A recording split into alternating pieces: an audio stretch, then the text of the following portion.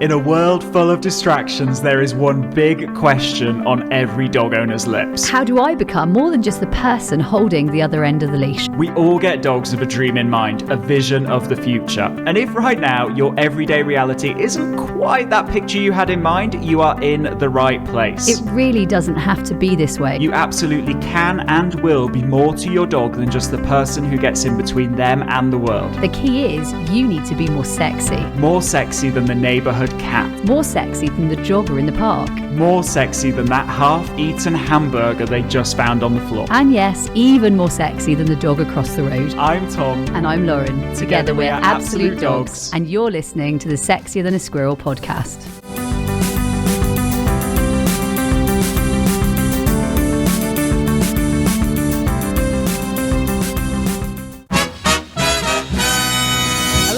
Welcome to this episode of the Sexier Than a Squirrel podcast, the podcast that teaches you how to be the very best dog owner your dog could ever wish for and unlock real life results in your dog training. Now today we're talking about one of our most passionate, our most loved, our most, I suppose, also familiar areas, an area that I know for sure many of you come here for. That is naughty but nice dogs. We know them as NBN dogs. You might know that abbreviation too. And if you don't, and if you kind of go, oh my goodness, that is my dog, naughty but nice, we are that centre, right, Tom? Yeah, absolutely. And so what is a naughty but nice dog? They maybe bark and lunge at other dogs, maybe they bark and lunge at people, or maybe they're really worried and kind of shy away from other dogs or people. Maybe they're unpredictable with other dogs. Maybe they're fine with dogs and people, but they kind of love them a bit too much and they're running up to them and causing chaos in the park and they're just not listening. They're very much kind of victims of their own emotions. Now, I've got Blink sat with me. Blink kind of decided at that moment she might come up and introduce herself. And the thing is with Blink, you might consider Blink to be an angel. I mean, she's won at Cruft, she's won some of the major events, she's been at World Championships. She's a really cool little dog. And yet, when I started working with Blink, when we started our relationship, and off you go, you sit there for a minute. When I started working with Blink, she was very typically naughty but nice in a few areas. Now, one of those, there's her squeaking, that's her. One of those areas was actually, I think that might annoy everyone. Come here, you.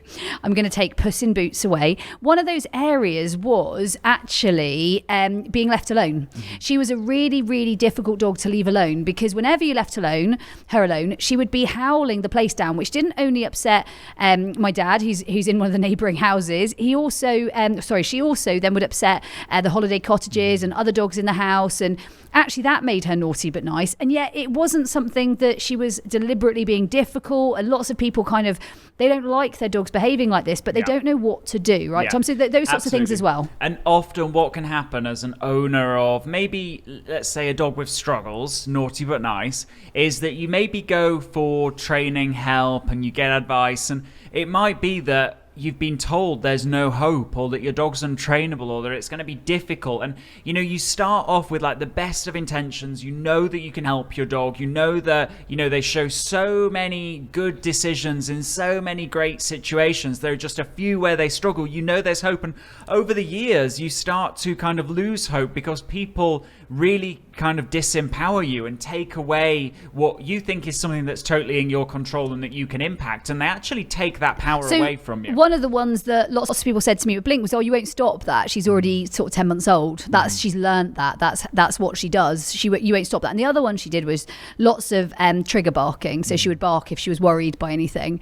And actually, I would say pretty much in day-to-day life, that isn't how she walks. That isn't who she is. That isn't what she's like out and about. So actually, these things, I think it's empowering to know you guys can make a difference, because Tom and I both know that you can. And Tom and I have both worked with thousands and thousands of naughty but nice dogs all over the world, and also I think most importantly we have owned and do still own naughty but nice dogs. Absolutely. And for us it's a loving way of describing sometimes our very lovable rogues, right? Yeah, absolutely. And the key is, and this is what we want to talk to you about today, there are really kind of three steps to success with working with a naughty but nice dog, with transforming their behaviour struggles into real strengths and achieving that kind of dog ownership team and companion that you always wanted. And the first step is that what a lot of training involves is putting your naughty but nice dog in the situations that they struggle. This is very typical, right? Yeah. Tom, like of any dog training class. You guys might have gone to a dog training class in the last year or 2 years or 3 years, or you may have booked into one in the future. Yeah. The thing is, dog training classes typically put the dog in the situation. Even if it's a very simple one, like put the food out and then cover it and see if the dog can actually take food away from the dog is the situation that they might be put into. Yeah. Or put them up against another dog and see if up against another dog they can handle it. So lots of putting them in those situations. If we need to train them to walk nicely on a lead, let's stick them on a lead and walk them up and down. The key is that the reason why these behaviors are happening is because your naughty but nice dogs, they have a lot of strengths, and you're thinking strengths? I don't know if they have strengths. They do have strengths, they just might not be the strengths for the situation they find themselves in. And so what we've got is a mismatch between that dog's personality, their underlying strengths, their weaknesses, and the requirements of the situation.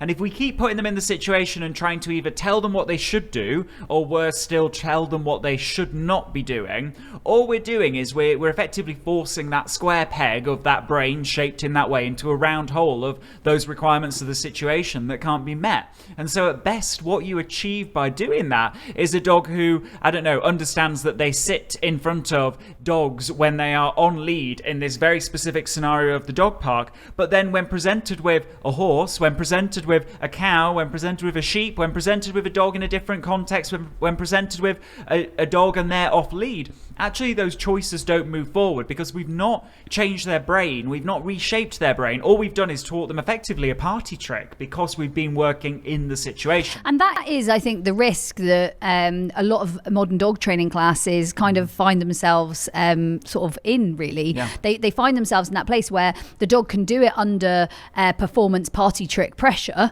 but actually in real life scenarios, and you guys might have felt this, or you might know this, or you might have experienced this in real life. A great example, I'll give you a really good example. I'm training in agility, I'm at an agility event, and they're doing agility and the dog will behave in the agility ring. Take the dog out of the ring and they can't even catch the dog. So actually they can't even get the dog back on lead. The dog will not come back on lead. Can do the agility, can do the jumping, but actually has no ability to recall or to come near the owner. And yet in these sort of show party trick environment looks very well behaved. Actually away from that environment, take it away from that ring and they can't get the dog near them. So it's such a typical sort of, we see it, right? Exactly. And the other sign that you might see with, in the situation training is that if you don't have the food on you or the food isn't quite tasty enough, well, the dog's behaviors just don't transfer. The good behavior just doesn't transfer. Or if those of you who have maybe had trainers wrongly advise you about like aversive, intimidation, punishment-based methods, if you don't have the thing that you're using to punish the dog, if they're not attached to a lead where you can give them those pops of the lead, then, well, actually their behavior doesn't transfer again. An example of that, I said to Tom only the other day, I was really horrified to have this sort of really cute puppy video pop up on my screen. Lovely little beardie it was, and the and it looked really bright and funky and good colours and everything. And then it said how to teach your puppy or how to teach your dog heel work with a prong collar.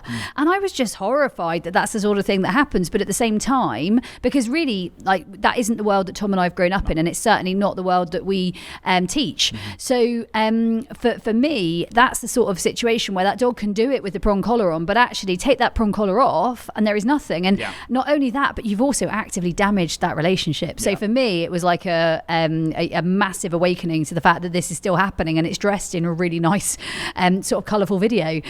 So just a bit of an awakening, guys. So how do we do it? How should we do it? What's that kind of first step to success? Well, what we've got to do is we've got to not focus on the outcome, not focus on the behavior your dog's doing, but rather focus on their brain as it's currently shaped, focus on its strengths, focus on its weaknesses, and say, you know what, that's a totally fluid brain. It's that what represents one of the most flexible brains on the planet. Somewhere right now there is a big dog taking down a criminal. Somewhere else in the world right now there is a chihuahua living in a handbag, right? That is a flexible, adaptable, changeable and you brain. guys know it is truth. You guys are giggling away too because you know it is truth. And there's that Malinois. He's bringing down a criminal. He's literally taking him to the ground, and his officer is asking him to hold that person. And on the flip side, you heard it, there's a chihuahua in a rather nice handbag. Yeah.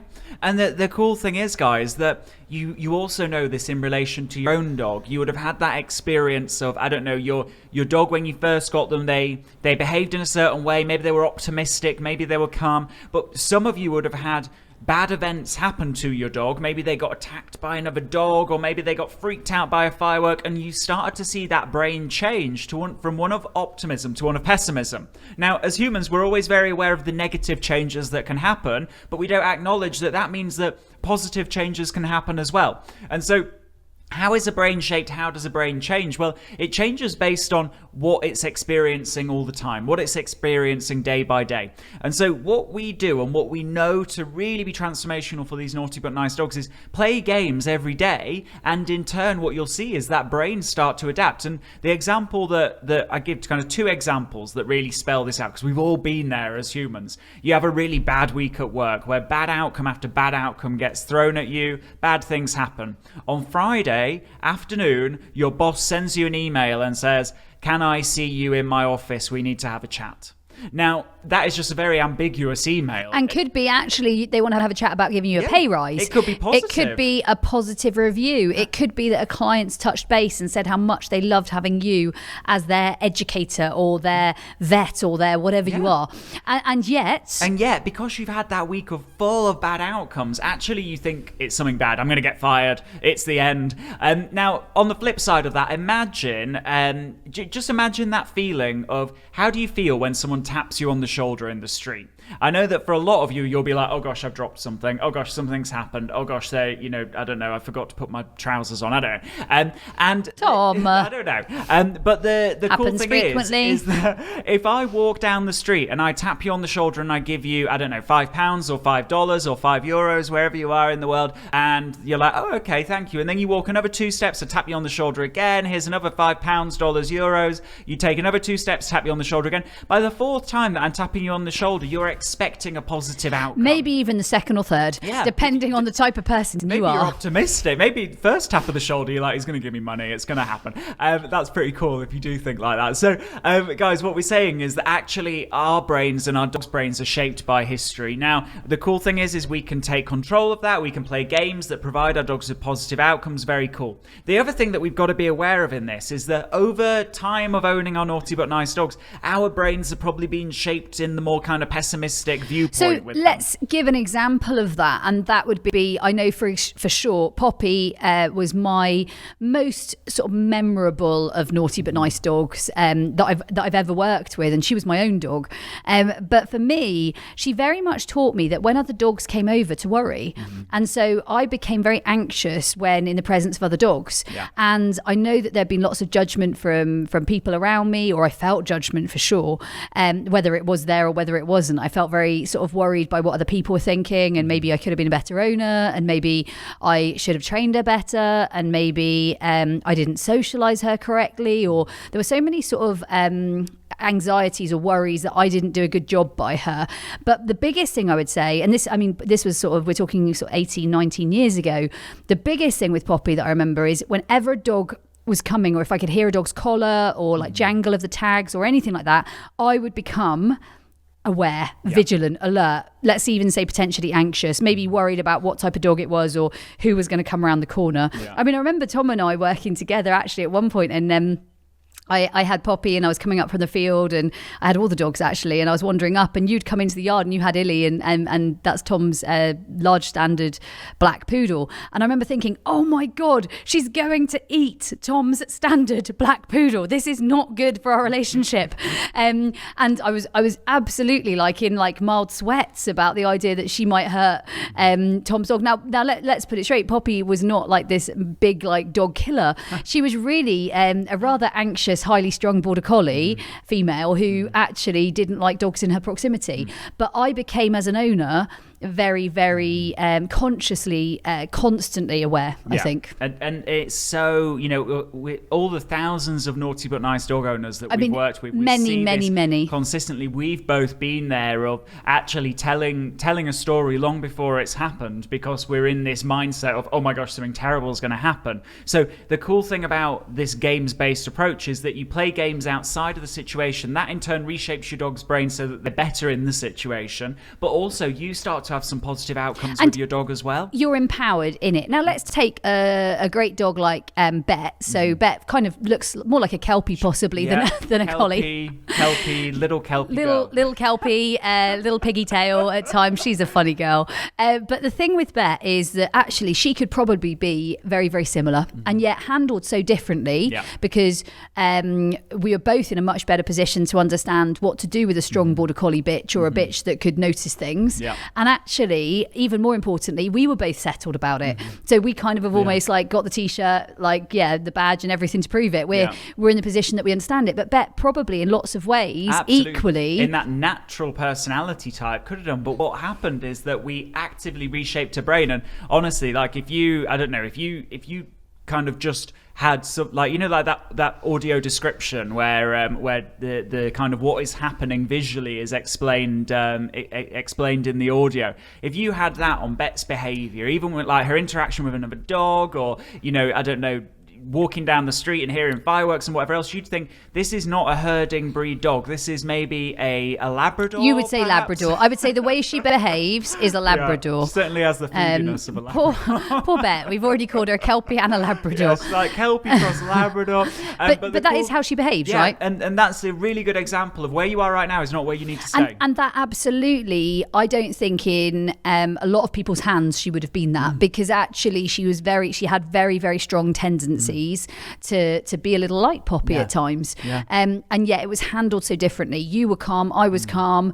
The games she trained always were optimistic, positive, flexible, optimist games, I suppose. And actually that's the way she was shaped, and that's the way you brought her up to be. Absolutely. And so the first kind of step in this process is we need to move to the world of game playing, being a game changer. And, you know, you're listening to this, and so you probably already are a game changer and have played some of the games and seen some real life results. And so you're absolutely certain on that. But there's kind of a couple more steps that we need to talk about. And the second step is, it's all well and good being convinced on games and being convinced that games will reshape your dog's brain. But the reason why they reshape your dog's brain is because they become the daily experiences of your dog, which means that something has to happen, and that is daily action. All we're asking you to do is play a game, but every day you just need to be playing a bit of a game. I think the important thing is here, and I'm going to give you a very different context, but I've been teaching one of my dogs to do a behaviour for agility, and the thing that makes it come together is really the daily action. It's not action, the one big off sessions. Like the people say one off big session. The thing that makes a huge difference is those little bits that you do every day. And I was talking to a friend of mine who I coach and work with quite frequently. And she was like, I've done this and I've made a big thing of it. I was like, don't make a big thing of it. This is a little thing you do every day. It doesn't even go on your to-do list. It's not a to-do. It's something you do as a matter. It's a bit like cleaning your teeth. You don't write it on your to-do list. This is just something that you get to do. And I would absolutely make it ritual. I would make it a ritual. I'd make it a habit. I'd make it intentional. Intentionally, this is how I do it and this is what I do. Yeah, absolutely. You know, the funny little example of that, literally just from today. Basically, Madeline, my partner, had somehow been sent the one of the videos from the YouTube channel that's just gone out, and it's little Magma learning middle for the first time. And the funny thing is Madeline says to me, you know, it's really funny, you describe her as an inexperienced dog, and I forget that she is actually an inexperienced dog, because she's, you know, she just kind of is part of the household and is totally cool with everything. She's cool, totally isn't she? Cool with walks. And then she was like, but in hindsight, I think about it, and I've never seen you do a training session with her. I'm like, to be honest, she's never done a training session. Actually, it's just, you know, little games all the time that shape that brain, and she's probably, and that's more important. She's probably one of the easiest dogs we've put on camera to date, and yet it's those little bits that happen all the time that move the needle because they make the difference, in the sense that, I mean, you've got that great sort of calculation that you probably don't want to remember offhand, but it's like 1% every day, 1% improvement every day over the course of 365 days adds up to a 36 or 37 fold improvement. If you do a 3% boost, you know, maybe it's play a few games every day. Whenever your dog hops on a boundary, you know, feed them, teach them where the value is. Little things like that, 3% improvement every day over the course of 365 days. It's not insane. A linear increase. What that is an exponential increase. And so it's something like a 46,000 fold improvement based on where you are right now and where you're going to be. So It really is that kind of daily, consistent action. And really, when we talk about action, it sounds really scary, but it actually is just play a game. Now, that leads on to the third kind of component of this formula, and that is, it's all well and good being convinced on the games, it's all well and good playing a game every day, but when it comes to naughty but nice dogs, you need to play the right games, and you need to play the right games for the right naughty but nice dog, in the right order, right? In the right order, because each naughty but nice dog is going to be different. So Blink's naughty but nice was howling when alone, stealing things, diving in water that was not appropriate, and maybe a level of spook barking. Poppy's naughty but nice was very much other dogs and strangers and things that were surprising her. There were different naughty but nice struggles, and so they'd have had they would both have different, I suppose, menu of choice. So even though we would give choice in the games, there would still be a different framework for both dogs. Absolutely. And the cool thing is that we know the games that are transformational for naughty but nice dogs, and the reason why we know it is because and some of you will remember this, and if you do remember this and you've got memories of us doing this, then we'd love to hear from you. Email in a program that we used to run. We've not run it for about 4-5 years now, and it was called the Naughty but Nice Spring into Transformation. And basically what it was is knowing this formula of we need to play games, we need to take action every day, and we need to play the right games based on our naughty but nice dogs. What we did is we did a 9-week program where 5 days a week we would play games, and there'd be some homework at the weekend. And honestly, the dogs that jumped into this program, some of them had been told there's no hope so many times their owners had lost count. And by the end of the 9 weeks, because there was that 1%, 3% improvement each and every day, they're in a totally different place. And I was talking to some of our training academy students about this only yesterday, and a lovely, amazing game changer called Sarah sent a comment in on the live feed and said, I did that, and Seamus was totally transformed through that process. Now, the funny thing is since that program 4 or 5 years ago, we've both met Seamus, and he is... You would never know it. You would not know he was ever a naughty but nice dog. Perfectly well behaved. Lovely Sarah. And to be honest, he's just like one of the best behaved border collies. He's like a dream I have ever met, really. And so we wouldn't know it other than she told us. Yeah, and so we literally, I was like, oh my goodness, like wow. Taken back by that. Yeah, it took me back to all those transformations that were made possible through that program. Now, we know this formula is effective. We know this formula has transformed thousands of dogs all over the world.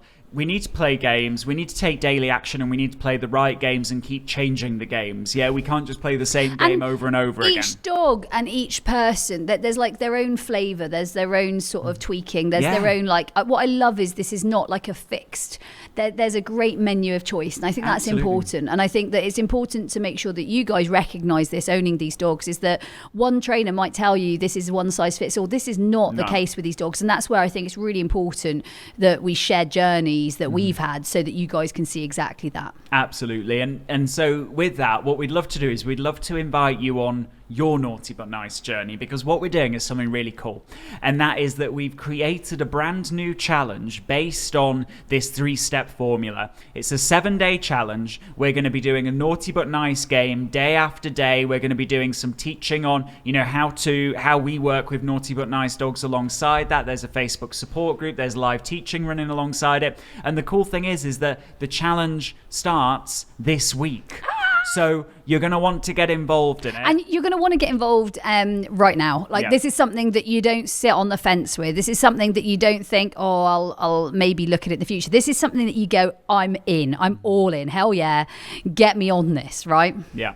So the way that you can find out all about it, get involved, commit to taking daily action for your naughty but nice dog and transforming your dog this year, saying line in the sand, enough is enough, let's do this, is by going to Absolute Dogs, all one word, absolutedogs.me/NBN challenge. That's absolutedogs.me/NBN for naughty but nice challenge. absolutedogs.me/NBN challenge. Now, the cool thing is, this is an opportunity for you to share this challenge. This is an opportunity for you to tell other people about this challenge. This is an opportunity for you to make sure everybody knows about this challenge. I think we have a little person joining in this challenge right now, don't we, in the background?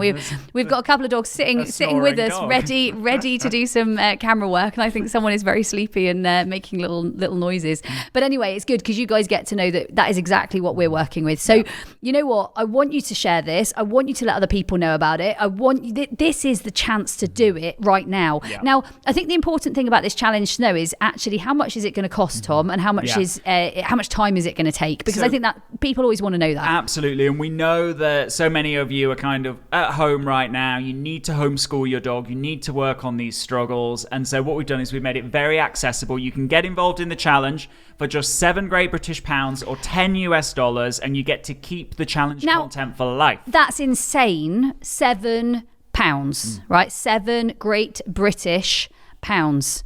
That means that everybody can jump in, right? You'd hope. And Absolutely. So actually, this is your opportunity to make a difference with your dog. This is when people say, oh, wait, and I'm going to see what happens in the future. This is not a wait moment, right? This is like, why wait? Jump in right now and share it to anybody you know with a dog, because this is the best time to be involved in it, right? At the sort of fun, the excitement, at the sort of like root of it all. Like, get involved now. Absolutely. So with that, guys, we will see you in the challenge. It starts right now, so get involved. There's a quiz at the end of each day. You're going to want to make sure you do those quizzes because it unlocks a cool prize at the end. Dog training. There is some geeky science. There is, and this is every single day, and there is also some really cool sort of mental coaching within it. Absolutely. So I think it's going to keep you in a good space, whether you're in a lockdown or you're out of a lockdown or you're coming into a lockdown or whatever's going on for you at home right now. It's going to keep the energy up. It's going to inspire, lift, transform, enlighten, awaken. You're going to love it. Absolutely. So with that, guys, head to absolutedogs.me/NBN challenge. We will see you in the challenge, guys, and we'll see you next week in the next episode of the Sexier Than a Squirrel podcast. Remember, stay sexy! Hey, before you go, have you taken part in the worldwide Sexier Than a Squirrel challenge? It's a 25-day online video program, huge energy, amazing community, and over 6,000 people are already taking part. The only question is, you know where you are today. Where do you want to be 25 days from now? Head to absolutedogs.me/sexy.